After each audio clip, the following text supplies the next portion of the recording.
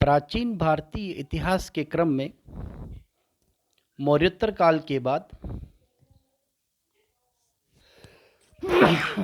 गुप्तकालीन शासकों का क्रम प्रारंभ हुआ और गुप्त काल के शासकों के काल को भारतीय इतिहास में स्वर्ण युग या महत्वपूर्ण उपलब्धियों के युग के नाम से जाना जाता है। गुप्तकालीन शासक और उनके द्वारा या उनके शासन काल में भारत में कला, साहित्य, विज्ञान, शिक्षा और ज्योतिष के क्षेत्र में जो महत्वपूर्ण कार्य हुए, उनकी वजह से इतिहास में गुप्त काल के शासकों को स्वर्ण युग के नाम से या गुप्त काल के शासकों के समय को स्वर्ण युग के नाम से जाना जाता है। उसके पीछे उस समय के शासकों के द्वारा किए गए महत्वपूर्ण कार्य थे। गुप्त शासकों के जन्म एवं मूल स्थान के बारे में कुछ कहना संभव नहीं है, परंतु गुप्त शासक मुख्य रूप से वैश्य वर्ग से संबंधित थे, जिनका मुख्य कार्य व्यापार, वाणिज्य और व्यवसायों को संगठित करना था, शक्तिशाली करना था। और इनके इतिहास की जानकारी के जो सोर्सेज हैं, स्रोत जो हैं, उन स्रोतों के बारे में आज हम चर्चा करेंगे। सबसे पहले हम बात करते हैं साहित्यिक स्रोतों की। साहित्यिक स्रोत में अमरकोश सबसे पहली पुस्तक है, जिसके लेखक अमर सिंह हैं, जिनसे हमें गुप्तकाल के शासकों के इतिहास की जानकारी प्राप्त होती है। दूसरी पुस्तक सिंहासन वत्तीसी है, जिस पुस्तक के लेखक बेताल भट्ट हैं। तीसरी पुस्तक सुश्रुत संहिता है, जो सुश्रुत, जिसे गुप्तकालीन चिकित्सा पद्धति का जनक और चरक के गुरु के रूप में, गुप्तकालीन चिकित्सक के रूप में जिन्हें जाना जाता है, और सुश्रुत संहिता में ही प्राचीन भारतीय चिकित्सा पद्धति की जानकारी प्राप्त होती है। अगली पुस्तक जो है चांद्र व्याकरण, जिसके लेखक चंद्रगोमिनी है। अगली पुस्तक पंचतंत्र है, प्रसिद्ध पुस्तक, जिसके लेखक विष्णु शर्मा है। अगली पुस्तक स्वप्न वासवदत्तम है, जिसके लेखक भास, कवि भास है। मुद्रा राक्षस विशाख दत्त की पुस्तक है। और मृच्छ कटिकम, जिसके लेखक शूद्रक हैं, उन्होंने इस पुस्तक को लिखा है। और भारतीय शेक्सपियर, कालिदास गुप्तकाल के समय में थे। गुप्तकाल की सर्वाधिक जानकारी जो हमें प्राप्त होती है वह लेखकों, कवियों और समकालीन लेखकों के साहित्यिक सूत्र और उनकी पुस्तकों से प्राप्त होती है। कालिदास भारत का शेक्सपियर, जिन्हें उपनाम, यह चंद्रगुप्त द्वितीय के नवरत्नों में एक थे। शैव मतावलंबी व वेदांत के अनुयायी थे। 634 ईस्वी के ऐहोल अभिलेख में जैन कवि रवि कीर्ति द्वारा रचित चालुक्य नरेश पुलकेशन द्वितीय से संबंधित में कालिदास को कवि के रूप में उल्लेखित किया गया है, जो कालिदास के बारे में जानकारी प्रदान करने वाला पहला अभिलेख है, जिसका संबंध ऐहोल अभिलेख से है। कालिदास की जो कृतियां थी, रघुवंश महाकाव्यम, कुमार संभवम, मेघदूत, कुल ऋतुसंहारम जो इनका काव्य था, मालविकाग्निमित्रम, विक्रमोर्वशीयम, अभिज्ञान शाकुंतलम जो इनके नाटकों का संग्रह था। कुल 7 जो कालिदास के कालीन जो कृतियां थी, उसमें सबसे प्रसिद्ध जो थी वो अभिज्ञान शाकुंतलम थी, जिसका 1789 में विलियम जोन्स के द्वारा अंग्रेजी अनुवाद किया गया था। और कालिदास की सभी कृतियों के अध्ययन से हमें राजनीतिक, सामाजिक और गुप्तकालीन इतिहास की महत्वपूर्ण जानकारियां प्राप्त होती है, जो साहित्यिक स्रोतों में अपना महत्वपूर्ण स्थान रखती है।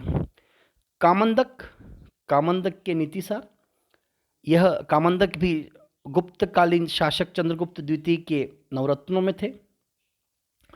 नीतिसार का संबंध मौर्य काल के विष्णुगुप्त कौटिल्य चाणक्य के अर्थशास्त्र पर आधारित है, जो हमें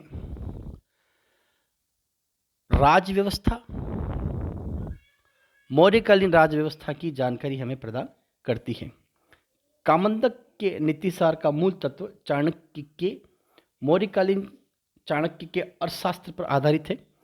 विशाख दत्त की संस्कृत साहित्य में जो पहला राजनीतिक नाटक था, जिसे हम जासूसी ग्रंथ भी कह सकते हैं, वह मुद्रा राक्षस था। वह विशाख दत्त के द्वारा लिखा गया संस्कृत साहित्य है और इसके अध्ययन से हमें गुप्तकालीन इतिहास की जानकारी प्राप्त होती है। जिनकी दूसरी कृति जो थी वह देवी चंद्रगुप्तम थी, जिसमें रामगुप्त, ध्रुव सामिनी, चंद्रगुप्त द्वितीय तथा शकाधिपति की कहानियों का जो संग्रह था, जिनसे हमें गुप्त काल के इतिहास की जानकारी प्राप्त होती है। अगले जो लेखक है विष्णु शर्मा, जिन्होंने कथा संग्रह पंचतंत्र की कहानियाँ जो थी, जिनका संबंध नैतिक जीवन से था, उन कहानियों में प्राचीन भारत की अनेक कहानियों का संग्रह जो है, उनसे हमें गुप्तकालीन जानकारियाँ प्राप्त होती है। रामायण और महाभारत हमें जिस प्रकार से प्राप्त होता है, वह गुप्त काल के ईसा में चौथी शताब्दी में लेकर के आकर के लगभग पूरे हो चुके थे। रामायण, जिसकी रचना वाल्मीकि के द्वारा की गई विशुद्ध संस्कृत भाषा में, रामायण में बुद्ध का उल्लेख हुआ है। रामायण एकमात्र ऐसा ग्रंथ है जिसमें पहली बार अयोध्या कांड के अंदर बुद्ध का उल्लेख किया गया है और मूल रूप से 5 कांड थे। पहला व 7वां कांड बाद में जोड़ा गया था और राम को एक अवतारी पुरुष जो बताया गया था, वो पहले व 7वें कांड में बताया गया था। और महाभारत, रामायण और महाभारत महाकाव्य जो थे, वो मूल रूप से गुप्त काल के शासकों के समय में लिख करके टीकाओं के रूप में संग्रहित किए गए थे। महाभारत, जिसकी रचना वेदव्यास के द्वारा की गई थी, जिसका अनेकों नाम थे, जिसका मूल नाम जो था वो जय संहिता था, फिर भारत, फिर महान भारत और फिर महाभारत नाम जो प्रचलित हुआ, वो गुप्तकाल की देन है। विश्व का सबसे विशाल महाकाव्य जो है वह महाभारत को कहा जाता है और महाभारत में रामायण की चर्चा है, अर्थात रामायण महाभारत के पूर्व की रचना है। यहाँ पर 3 चीज़ें देखने को मिलती है। पहला तो ये कि महाभारत में रामायण की चर्चा है, इसका तात्पर्य रामायण पहले लिखी गई, महाभारत बाद में लिखी गई। और महात्मा बुद्ध का वर्णन जो किया गया है वह रामायण के अंदर किया गया है, जो ये दर्शाता है कि गुप्तकालीन शासकों ने न केवल वैदिक या ब्राह्मण धर्म ग्रंथों पर ही लिखना प्रारंभ किया, अपितु उन्होंने समकालीन जैन और बौद्ध धर्म ग्रंथों के लिए भी उन्होंने लिखना प्रारंभ किया था। पुराण अंतिम संकलन 18 पुराणों की जो थे, जो हमें प्राचीन भारतीय इतिहास के ब्राह्मण धर्म ग्रंथों में पुराने आख्यानों की जो चर्चा की गई थी, जो संख्या में 18 है, अंतिम संकलन उनका व्यवस्थित रूप से अंतिम संकलन जो किया गया है वो गुप्तकाल में हुआ है। और पुराणों की 18 संख्या जो थी उसमें मुख्य रूप से 5 विषयों पर चर्चा की गई थी। अब वे 5 विषय कौन कौन से थे? सबसे पहले सर्ग, जिसका सीधा तात्पर्य हुआ करता है सृष्टि के उत्पत्ति की कहानी। प्रतिसर्ग, जिसका सीधा अर्थ हुआ करता है सृष्टि के विनाश के पश्चात उसकी फिर से उत्पत्ति। वंश, देवताओं या ऋषियों की वंशावली। मनवंतर, काल सूचक युगों और महायुगों का क्रम। वंशानुचरित्रम, सूर्यवंश तथा चंद्रवंश दोनों राजवंशों के इतिहास की जानकारी हमें प्राचीन आख्यान प्रदान करने वाली पुराणों से प्राप्त होती है, जिसका अंतिम संकलन गुप्तकाल के शासकों में हुआ। सर्ग, प्रतिसर्ग, वंश, मनवंतर और वंशानुचरित। मनु मन या इच्छा के प्रतीक हैं, यानी इच्छा से ही सृष्टि का निर्माण हुआ है। और इस दौर में मनु 10वें मनु हैं जो वेवस्व पुत्र या मनु कहलाते हैं। अभिलेखीय स्रोतों की अगर हम बात करते हैं तो सबसे प्रसिद्ध है समुद्रगुप्त का प्रयाग प्रशस्ति।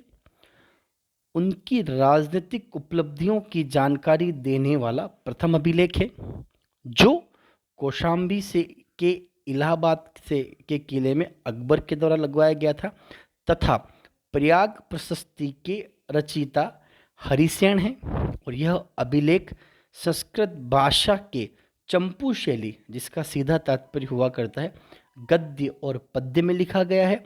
और समुद्रगुप्त के, जिसे भारत का नेपोलियन कहा जाता है, समुद्रगुप्त के विजय अभियानों की जानकारी हमें कालक्रम में नहीं मिलती है, परंतु प्रयाग प्रशस्ति जो है वह हमें इसकी जानकारी प्रदान करती है। और इस बात की जानकारी भी इस अभिलेख से प्राप्त नहीं होती है कि समुद्रगुप्त ने अश्वमेध यज्ञ का आयोजन करवाया था। चंद्रगुप्त द्वितीय की अगर हम बात करें, चंद्रगुप्त द्वितीय का मेहरौली का लौह स्तंभ, जिसमें चंद्र नामक राजा जिसका संबंध चंद्रगुप्त द्वितीय से जोड़ा गया है, वह मेहरौली का लौह स्तंभ है। दिल्ली से 9 मील की दूरी पर कुतुब मीनार के पास से प्राप्त संस्कृत भाषा में तथा लिपि, गुप्त लिपि विहीन लेख जो है वह चंद्रगुप्त द्वितीय के समय का अभिलेखी स्रोत है। खुले आसमान के नीचे होने के बावजूद यह जंग रहित है, जो वर्तमान में भी वैज्ञानिकों के लिए एक आश्चर्य की बात है। लौह स्तंभ है परंतु वह भी जंग रहित है। इससे पता चलता है कि चंद्रगुप्त द्वितीय वैष्णव धर्मावलंबी थे और उसके ऊपर वे गरुड़ अंकित थे। और विष्णु ध्वज की जो चर्चा की गई है वह चंद्रगुप्त द्वितीय के बारे में कहा जाता है। गुप्तकालीन शासकों के बारे में यह कहा जाता है कि वे वैष्णव धर्मावलंबी थे, गरुड़ की पूजा किया करते थे और विष्णु ध्वज की वे उपासना किया करते थे। कुमार गुप्त का मंदसौर अभिलेख, मंदसौर अभिलेख यह मध्य प्रदेश से प्राप्त हुआ है, जिसके रचयिता कुमार गुप्त का दरबारी कवि वत्स भट्टी थे, जिसमें रेशम बुनकरों द्वारा मंदसौर में सूर्य मंदिर के पुनर्निर्माण की जानकारी प्राप्त होती है, जो हमें यह दर्शाता है कि मंदसौर प्रशस्ति जो है यह अभिलेखी सूत्रों में कि कुमार गुप्त के दरबारी कवि वत्स भट्टी के द्वारा गुप्त काल के शासकों के समय की जो महत्वपूर्ण घटनाएं थी उसकी भी जानकारी हमें मंदसौर प्रशस्ति के द्वारा प्राप्त होती है। स्कंदगुप्त का भीतरी और गिरनार अभिलेख, भीतरी स्तंभ अभिलेख गाजीपुर उत्तर प्रदेश से प्राप्त हुआ है। हुनों के आक्रमण के बारे में इसकी जानकारी प्राप्त होती है। गिरनार जूनागढ़ अभिलेख वर्तमान गुजरात, सुदर्शन झील के निर्माण के बारे में जानकारी प्राप्त होती है, जो हमें स्कंदगुप्त के साथ ही गुप्तकालीन शासकों के इतिहास के क्रम निर्धारण की जानकारी हमें गुप्तकालीन गिरनार और भीतरी अभिलेख से प्राप्त होती है। गुप्तकाल के अन्य शासकों की अगर हम बात करें तो भानुगुप्त का एरण अभिलेख, जिसमें पहली बार सती प्रथा का उल्लेख किया गया है और भारतीय इतिहास में एरण अभिलेख एकमात्र ऐसा अभिलेख है जिसमें पहली बार और प्रथम अभिलेख है जिसमें पहली बार सती प्रथा के बारे में जानकारी प्राप्त होती है। ये थे साहित्यिक स्रोतों के बाद अभिलेखीय स्रोत। अब हम बात करेंगे गुप्तकालीन सिक्के। सबसे बड़ा ढेर जो मिला है वह भरतपुर के बयाना नामक स्थान पर प्राप्त हुआ है, जो राजस्थान के अंदर है।